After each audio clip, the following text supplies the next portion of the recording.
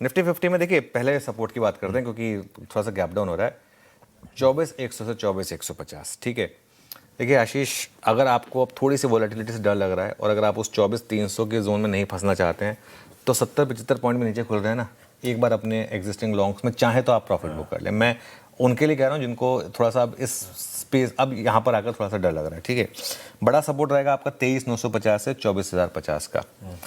अगर market support ले, और सपोर्ट लेना ज़रूरी है, तो बाइंग का बेस्ट जोन होगा 24,000 से 24,100 का, फ्रेश बाइंग का।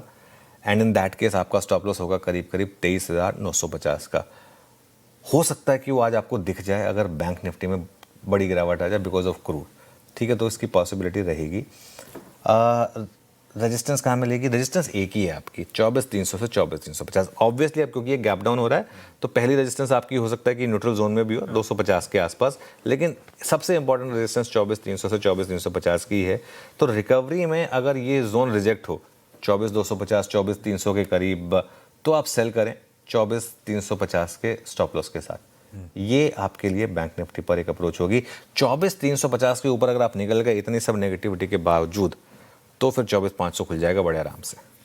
चलिए नजर रखेंगे, ये हो गए important levels to watch out. और निफ्टी बैंक में देखिए अभी भी हम कोई ट्रेड की बात नहीं कर रहे हैं, हमें कोई दिक्कत नहीं है। एक दो अगर हम ट्रेड्स मिस भी कर दें तो पहला सपोर्ट रहेगा 56,800 से 57,000 पर, और बड़ा सपोर्ट रहेगा आपका 56,500 से 56,700 के करीब। रेजिस्टेंस यहाँ पर भी एक ही है, वही 200 डे मूविंग एवरेज का जोन। 3 दिन के हाईज ऑलमोस्ट यहीं पर हैं, 57,300 से 57,500। अभी भी बैंक निफ्टी में ट्रेडिंग मूव्स नहीं है, इसके लिए अभी भी हम इसको अवॉइड कर रहे हैं। ज़रूरी नहीं है कि मतलब हर इंडेक्स में आपको ट्रेड ढूंढनी है।